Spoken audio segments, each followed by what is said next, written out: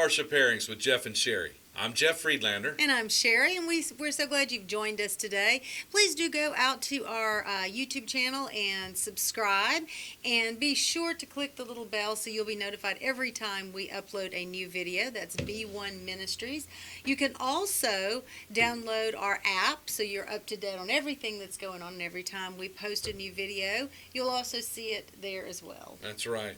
Well, our Parsha this week is Parsha Pinchas, which means Phineas or dark-skinned. The Torah portion is from Numbers 25, verse 10 through chapter 30, verse 1.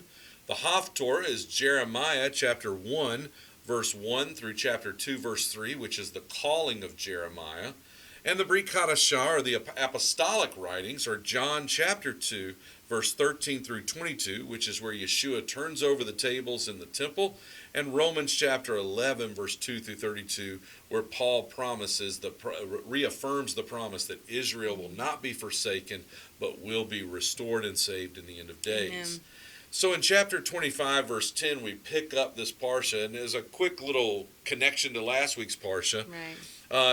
This is picking up in the middle of chapter 25. And Balaam, in last week's Parsha, had given his last prophecy, which actually was a blessing over Israel under the inspiration of the Ruach. And then he leads them into sexual idolatry with the women of Moab, as every good prophet does, right? As a reminder, though, the people of Moab come from an incestuous relationship that happened between Lot and his eldest daughter after Sodom and Gomorrah had been burned in judgment. That's where the Moabite tribe comes from. And then in last week's Parsha, we read that a brazen Israelite parades a Midianite woman in front of the tent of meeting where Moses and Aaron are, and the priests are mourning this rebellion. They're just besides themselves on this rebellion. Well, Phineas is not beside himself to the point where he's going to sit around and sulk. Right. He takes action. He goes into the tent, he spears through both of them in the tent, and kills them as an act of justice on behalf of God. And the plague that was beginning to spread because of this rebellion throughout Israel was stopped. But 24,000 people had already died. And this, Sherry, is where we pick up our story. Verse 10. Then Adonai spoke to Moses, saying, Phinehas, son of Eleazar, the son of Aaron, the Cohen, has turned away my anger from Bnei Israel, because he was very zealous for me among them, so that I did not put an end to Bnei Israel in my zeal. So now say, see, I am making him a covenant of shalom. It will be for him and his descendants after him a covenant of an everlasting priesthood, because he was zealous for his God and atoned for Bnei Israel. The name of the Israelite man killed with the Midianite woman was Zimri, the son of Salu, a prince of the Simeonite ancestral household. The name of the executed Midianite woman was Cosbi, the daughter of Zur. He was the tribal head of the ancestral house of Midian. Adonai spoke to Moses, saying, Deal with the Midianites as enemies and strike them, for they have been enemies to you in their deceptions of you, in the manner of Peor, and in the matter of Cosbi, the daughter of the Midianite prince, their sister, who was slain on the day of the plague on account of the Peor incident. Wow. What a story, right? It's a story of incredible justice and courage, and a story of understanding where God is trying to restore something back to the people. So let's break it down a little bit. Adonai is going to bless and honor Phineas, isn't he? Yeah. Now, yes, and we want to compare this story. Actually, there's some similarities to another story that we've read in our Parshas past. Back in Parsha Kitisi, all the way back in Exodus 32, in the beginning of their journey into the desert. Now, remember, we're at the end of the journey. They're getting ready to go into the Promised Land. Yeah, the first 19 chapters, for those that don't know, the first 19 chapters of the book of Numbers all occur within the first 2 years of leaving Egypt. Right. Starting in chapter 20 and going forward is all the last year of it's fast forward to 38 years. So now we're in year 40, right before they're going to go into the Promised Land. So all of this is happening 38 years after they've been there. So. And we have two incidences that happen. We have the golden calf incident that happens in the beginning, and we see how Aaron, the high priest, responds there. And now his great-grandson Phineas we're going to see responds in a different way when he's faced with sin that the people are enticing him with. But there are some similarities that we want to kind of look at. Yeah. So back in Parsha Kitisi in Exodus 32, we read that Moses' long absence prompted Bnei Israel to get impatient. They didn't want to wait any longer. They were tired. They didn't know, who was going to lead them, so they start complaining. They go to Aaron and they say, we need a leader. Our leader's not here to do something. So Aaron collects all the gold from everybody, throws it into the fire, and out comes a golden calf. Yeah. They begin to worship this and say that this is our God. This is the one. It actually says in 32 verse 6, they rose up early the next morning, sacrificed burnt offerings, and brought fellowship offerings. The people sat down to eat and drink and rose up to make merry. Right. Now, what we see is a pattern here in this first rebellion. And incidentally, the golden calf becomes a marker. Even to this day, the Jewish community will look back on the golden calf incident and reference that for what sin looks like and how God responded. As does, fast forward, our sin in Peor of Baal. What we see that happens with the Phineas is also another marker of sin that is continually referred back to. Yeah. But in the golden calf, one of the things that happens here when it says they rose up to make merry, this word in Hebrew is tachak, and it means to laugh or mock or play. So they're in this pattern of what they've done here. They've built this idol. They've had a feast to it and offerings to it, and now they're mocking. Well, what are they mocking? We have to think about this. Well, understand that the people have been pulled out into a covenantal relationship with Adonai. He's pulled them out of all the nations, and he's making a covenant with them. Yeah. And what we're going to get in a few chapters from the golden calf is the korban system, which is the sacrificial system, which is the way in which you draw near to God. Right. It's the way in which you worship God. And what is that worship? The worship is the way in which we enter into intimacy with the one true God. That's right. It's the vehicle and the tool with which God gave them to say, I want to be in covenantal relationship with you. I want to have intimate relationship with you. I'm even going to put this korban system in place to deal with your sin so that you can draw near to me. So what they've done in this golden calf incident is they have sacrificed that which God was going to give them as a tool of worship, and they're mocking it, perverting what God was establishing with them in this covenantal relationship, really violating the covenant before they've even really made it with him. Yeah. So we see this idea of the worship as a vehicle to spiritual intimacy. And as they've created these idols, they feasted and they mocked the worship, and they mocked it through this prostitution of worship. Which is horrible. So when we come back to... And we probably should pause for a second and just think to ourselves, are there areas in our own life, in our own walking, in our own ways, that we have prostituted, that we have created an idol, that we've created a feast around that idol, and in such we have actually sold ourselves to another way, another God, another moment. Yeah. Maybe we just reflect to make sure that we're not creating our own making merry and mocking that which God has given us. That's right. So in last week's parsha, as you were recounting for us, we see a reversal of this process. Now we're at the end of the travels. 38 years later, now we're at 40 years. Now they prostitute themselves first with the women of Moab. So they take that which God had intended to create intimacy between a husband and a wife. Yeah. The sexual connection that a husband and a wife make is the one place in their relationship nobody else has access to. On earth, in a relationship, it's the highest place of intimacy.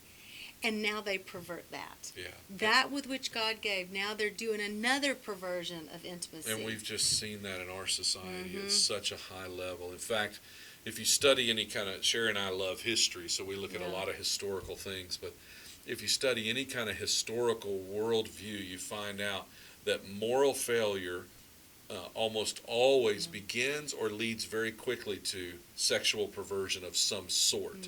And that sexual perversion, almost without exclusion, leads to the breakdown of the family. Right. And that leads to the decay and eventual destruction of culture, civilization, societies. So this idea of the prostitution and the sexual immorality going on here with the Moabite women is a setup for a complete failure and an implosion of what God had given Right. them for this 38 years. And now we see that in our own society here, in our own country, in Right. our own world, where we once had sexual purity and we've sacrificed We that. celebrated it. Yeah, and we celebrate. That's true. We celebrated purity. Now we celebrate the impurity. Well, we do exactly what this Midianite woman and the Israelite man did. We just parade our immorality all around, even in our temples, even in our places of worship. We parade immorality. Well, I mean, you'll see dress in congregational life that men and women will dress in ways that are very revealing, and they'll stand in ways that are revealing or that are trying to show something. We see it in our selfies, we see it in our social media, and why are we doing that? We're parading in front of people and in front of God an immorality that God says Right. is supposed to be moral. Purity, keeping oneself for your spouse, holding on to that which, not allowing the world to have that one place. As Sherry said, we used to, in our marriage counseling stuff we would draw circles, right? And we would have like a big circle, which was where, just everybody could kind of be part Right. of the narrative. Friends, family, Yeah. community. You'd have a smaller circle that included closer friends or possibly family. But then there would be that one circle. Right, And that was the smallest circle because it was only you and your spouse. right. And in that circle is where the intimacy happened, among other things.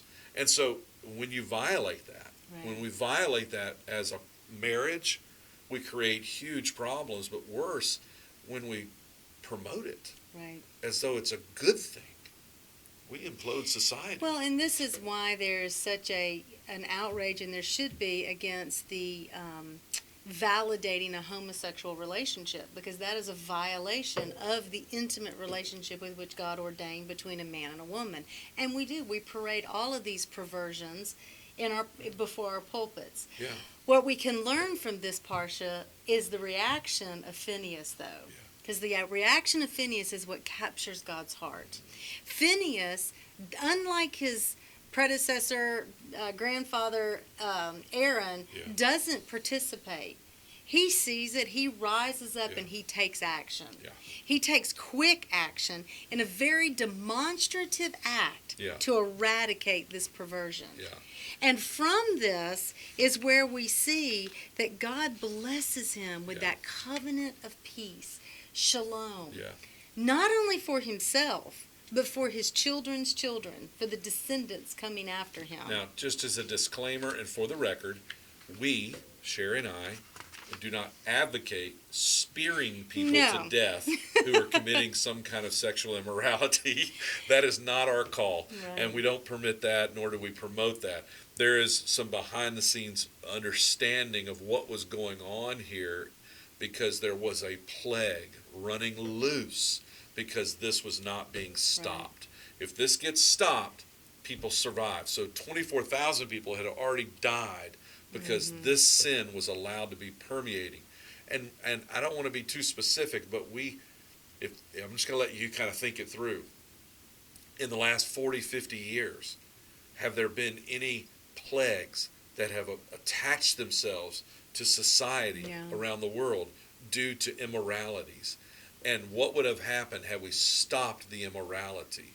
Would the plagues have ceased? So there's some backstory here, but understand, we're not suggesting that people should take justice into their own hands. I don't want anybody to think that. No, but we should be bold enough to stand up for the truth of what God's word is and the violations that we see. Amen. But what this act really shows in Phineas, now remember, he's in the priesthood. Yeah. He's not a Levite. He's Levi, but he's a priest, right? Yeah. So he's in that place of being able to make the sacrifices and the holy place there. So he is really a foreshadowing of the Messiah to come, who through his zealous love for Adonai eradicated the sin that corrupted the camp of Adonai.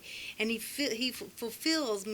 Messiah fulfills this covenant of shalom for eternity. For eternity. And we, as the children of God, when we accept the Messiah's sacrifice for us, Yes. we enter into that covenant of peace and come under that same covering Yes. of what was begun here with Phineas. Yeah, that's and right. it's a beautiful picture of that this is what our Messiah did for us. Yeah. When he himself allowed himself to be speared for sin Yeah. and took on all the sin for us, it thereby stopped the plague of eternal death Which for us. is why you don't have to go spear everybody. Right. So Peor is a mountain in Moab. Which is where all this is happening, Right, this is where all this is happening. It's near Mount Nebo, which is where Moses is eventually going to go up on Right. top and pass away, where he'll see into the promised land, okay? And Baal, or Baal, Baal. Baal, Baal. Baal here in the There's- south. There's like, if you're a Southern Jew, you say Baal. Is the owner. It means owner. It means owner, which is the god of the region in Moab there. Right. So the god of the region, it's the owner is Baal. This is who It's they kind serve. of like a title. It's their god. Yeah, it's the Baal deity. is like a title of the deity Of the of that deity. region. That's and you'll right. read about that in other regions. You'll see they worship Baal too. And so there's a subplot here in these offenders. Why don't you give us a So little I bit think of that? we need to understand the players here because there's Yeah. a really cool nugget to pull out here. So first of all, this is in Moab, as you indicated earlier. The Moab are the descendants of Lot from his incestuous relationship with his eldest daughter. So that's who we're dealing with. This is the land. But the Midianite woman. Now, the Midianites come from Abraham's second wife, Keturah. After so- Sarah died. These are technically seeds of Abraham, but Right. they're not from the promised seed, right? Now, let's also remember that the Midianites are the place where Moses took refuge Mhm. when he fled Egypt. And his wife His wife was a Midianite. Yeah. So when God instructs him to deal with the Midianites as enemies, this has to be a challenge in his soul. Yes. These are my family. This is my in-law family. My children are Part they're at least Midianite. half Midianite, right? So you're thinking, how does he respond to God with this? What is Yeah. going on in his own soul? And it reminds me, though, of what Yeshua said. In Matthew chapter 12, it's recorded in verses 48 through and 41, when the disciples come and they say, "Hey, Yeshua, your mother and brothers are outside for you." Yeah. And here's what he says. But to the one telling him this, Yeshua responded, "Who is my mother? And who are my brothers?" Stretching out his hand towards his disciples, he said, "Here are my mother and my brothers." Here's the key. "For whoever does the will of my Father in heaven, he is my brother and my sister and my mother." It's a powerful statement. And it really makes us have to think about how our spiritual family, our spiritual mishpachah, really does take precedent over blood relatives. If they're not that we need to discredit or get rid, but that's who is our family. Our true spiritual mishpachah is who we call mother, brother, sisters. And that's a hard reality to grasp. It is, and this is what we see not only through Moses, we saw it through Aaron. Aaron's two sons offered unauthorized fire and died, and Moses basically the next day says, "Let's go. Come Right. on." I mean, they didn't follow God's will. That's too Yeah. bad I'm sorry, I know it hurts, but we got to move forward. You're still the high priest. Let's go. And here we see Yeshua, the words that you quoted, saying the same thing. There's a piece of this that is very hard for us because we've grown up in, one, an independent salvation of me and the Lord, and two, this blood relationship is the only thing that matters. And with three, we've unfortunately become a society that is very child-centered. So even in parenting, we look at our children and we say, that's all that matters. It's children, children, children. And so whatever the children do well or do poor, that's what we live and die with. But the reality is, it's about what the Lord says. The family of God is the family, not the family of the bloodline. Hopefully, they're together. Right. What we hope is that our family, our children, and our children's children will all serve the Lord with us, and it's one big happy family because we're all doing the will of God. But when it's not, you have to default to the family of God. Who is my family? Yeah, It that's is where you those gotta who do default. the will of the Father. Okay, Sherry, we got a few other offenders in this case. So I love this. Names matter in the scripture, and it's always fun to go and do a word study of the names because usually they do tell a story, and this one does as well. So The Midianite woman, her name is Cosby. And guess what her name means? I don't have to guess. It's written right here It in my means notes. liar, deceiver, or specifically my lie. I lie. Okay, so So she's a liar. here's my lie entering in. She's the princess of Zur, and his name means my rock. Yeah, and he's royalty. Right, so she's royalty. Now she entangles with this Israelite Zimri. Now Zimri is from the tribe of Simeon, and his name means my music. My music. He is of the family of God. He is part of the melody and the rhythm of the kingdom of God. And he commingles with deception. Yeah. And this deception carries him into idolatry and ultimately into death. So you could rename this story. What? I don't know. What would you call it? I don't know. My lie entices my music to abandon the worship of the one. So we really, it's a great, it's if you a connect great with a story lie, to think about if that. you connect with a lie, the music that you're supposed to carry won't be the right music. Yeah. Won't be the right melody. That's why we are not to commingle Can't commingle with with the world. the world. All right, we get into chapter 26, and we're numbering now the second generation. So, if you remember, this book has been called for numbers. That the translation of numbering, because it counts. There's a lot of counting that goes on here, and so here we are now. We're numbering the second generation because we're at the end, and this is a military count as they're preparing to displace all the inhabitants of Canaan in the Promised Land.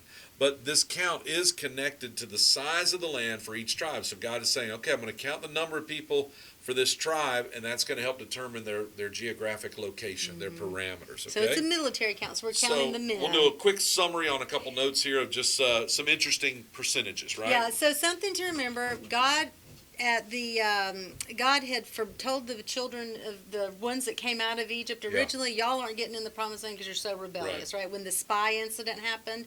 So now these are those kids that have been raised in the desert. And because my wife's a nerd, she went through and painstakingly added up and did the math for all the counts and the percentages. So just a few little, nerdy facts. Yeah. Well, one of the things we do see when we see the account from the beginning of the desert entering to this end is we only see actually a net increase of 0.03%. Yeah. So they've only gone up in count 0.03%. Now there's a couple of ways of course with numbers you can look at them in various ways. You could look at this as one, God replaced pretty much person for person. Yeah. A parent died, a child was born. You could look at it as they're stagnant. They haven't really grown anymore. Which you think about in Egypt, they grew to astronomical proportions. That's why they were in trouble with the Pharaoh. And now here in the desert, it seems a stagnant kind of growth, minimal growth. Which is pretty good because they are in a desert. It's not like they're able to. Right. It's still a lot of people. It's a lot of people, but you don't really want to have to build there. Right. Or you could consider that God is preserving still a remnant. That even through their disobedience and all the losses that they have experienced, through their rebellion, through their disobedience, through just their death in the desert, God is still maintaining, I made a promise, and I'm going to fulfill that promise. Now, a couple of other notable things from this count is that during this period, certain tribes suffered significant gains and certain tribes suffered significant losses. Of the 12 tribes of Israel, 5 suffered losses and 7 gained. Half the tribes had gains or losses, about 15% or less. I mean, it's negligible, really. But Simeon, tribe of Simeon. The tribe that we're talking about. Right. That Zimri came from. Right. 63% of their population were lost. Think about that. 63% loss. While Manasseh gained 64%. Now, just on a side note of that, before we move forward, so Simeon is the second tribe, right? It was Reuben and then Simeon. Second son. And the second son, both the first son and the second son, got disqualified from their inheritance because they had committed murder and violence in retribution for Deborah, their sister's rape. Dinah, rape. And so Simeon's tribe is losing. Now, Manasseh, on the other hand, is the grandson of Jacob, the son of Joseph who married the Egyptian princess, and Manasseh ends up becoming a huge tribe. In fact, Right. the largest of the tribes becomes Manasseh. So while he received a firstborn blessing along with his younger brother Ephraim, Right. who got the true promise of everything, but Manasseh got a big promise. He ends up with a huge multiplication in that. So God really does show us, if you're disobedient to me, you lose things, even in your genes. But if you're obedient, I bless and multiply. Right. And I think it's just a great thing to Yep. remember God does keep account. Yeah, no God question. does keep account, and I think we can look at, as we talked about, even our family, our spiritual family. Yeah. We can while we don't want to count numbers on like, especially in our congregations or our spiritual life, there is a place of counting. Are we being blessed or are we decreasing? Yeah. How much inheritance can God give us? Are we faithful to follow Him and obey Him, that we can have more territory to steward? Or are we minimal and we're just, we'll have some place to steward in the kingdom, but as a whole, as a people, we're not really following the ways Yeah. of God. So I think it lays this precedence Yeah. again. No Remember, question. we're looking at kingdom principles And being patterns, laid down yeah. and patterns. Yeah, as leaders of congregation, I can tell you this for sure, that when you count, you try to get an understanding, because you want to ask, if the numbers are constantly decreasing, is Right. God thinning the herd, or are we just bad? Are we just not doing it? So if it's increasing, is God blessing it, or are we faking something to create a mock? You always count because you want to know where to start the question. You want to understand the right question to ask God, And so you can walk in righteousness and And it is holiness. important to know, who do you have with you to fight? Yeah. Who's in your camp? Okay, so let's move to chapter 27. This is the commissioning of Joshua. The chapter introduces a new commandment that's brought down by Adonai, and it issues it with the daughters of Zelophehad. Very good. That's pretty good. From the tribe of none other than. Manasseh, the which one we that just talked about. increased the most. And here we see a beautiful case for women's rights, right? I mean, for all those who love to say the Bible doesn't care about women or puts down women, here it is right in the Torah, an incredible, beautiful story about women's rights. And we just need to understand how this is not a push for the modern Western view of women's rights. This is Right. the biblical understanding of it. And we'll look at a couple things. First, we know what the women are doing here. They understand their law, their history, their textual context of what's going on. And kind And the of story showing- is, give kind of the background of the So story. basically, we've had all this counting done. The inheritances are being, dispersed as far as this tribe's going to get this much land. And these daughters come and they appeal to Moses and the whole Aaronic Yeah, priesthood, basically, saying that our dad didn't have any sons. there's no sons, And if there's we no don't have sons, we got no then brothers. we're going to get no inheritance. But what's interesting is it's not just about themselves that they come for. Those are the nuggets that kind of give us the framework for when they make this appeal. How they make it and why they make it are the nuggets And I for think what there's happens. a beautiful point that we note that, first of all, they know the law. They're educated. They understand the Torah. Yeah. There's a belief out there, I guess, that only men understood the Bible, Yeah. the Torah as it was written. But here's a perfect example in the Torah of the women that understood the law. Right. They knew it. They wouldn't have been able to come and appeal if they didn't know it. They had studied this. And they used the fact that their father was not involved in Korah's rebellion. Which is still very fresh in their minds from what happened with that. And they're like, our dad wasn't a part of that. And think about this now. Sherry just said a very interesting, she said, fresh in their minds, 38 years later. Korah's rebellion happened in the first 2 years. They're 38 years plus. They're at 40 years. And in their mind, it is still fresh. Right. Hey, we did not, our family wasn't part of that. Don't Right. forget that. That's how fresh it is to them. That's how serious that Right. rebellion was, that even 38 years That's true. later, that's so cool. So these women understand that Korah's rebellion is important, and don't screw it up, don't get a part of that. Right, this isn't why he didn't have sons. It's not a discipline. Yeah. It's not because we were not part of that Right. at all. They also know that the continuity of the family name depends on the inheritance of land, and they realize that right now the current law is not going to make it happen. Right. And so for that, they go to the Lord, and they go to the leaders, and they present their case. And what happens? So Moses, of course, does what Moses does. I don't know. Great question. Let me ask God. So he goes and he asks the Lord, what do we do with this? And God agrees with them. Yeah. He comes back and says, they are right. Yeah. They should get inheritance. And not only does he agree with them, he takes it a step further. And he makes it a mitzvot. He makes it a permanent command to be governing the next generations. And here's what it says. Furthermore, you are to speak to Bnei Israel, saying, if a man dies without a son, you are to transfer his inheritance to his daughter. If he has no daughter, you are to give his inheritance to his brothers. If he has no brothers, you are to give it to his father's brothers. And if his father has no brothers, you are to give it to the nearest relative in his family, that he might possess it. This is to be a legal statute for Bnei Israel, just as Adonai commanded Moses. That's incredible, isn't it? So God makes provision based on these women saying, we want to keep our family's name and our inheritance. And God says, not only are we going to keep it because you asked a bold request, but we're going to make it bigger than you ever imagined. God comes in and he protects the family name and protects the legacy for Israel for all generations to come. All right, chapter 28 and 29 is the Moedim. It's a review, and we're just going to encourage you to go and hear our teachings on Leviticus 23 and Exodus and other places. You can go to our website, b1today.org, and under the Parsha, you'll be able to pick up all the other Parshas there as they are all listed there.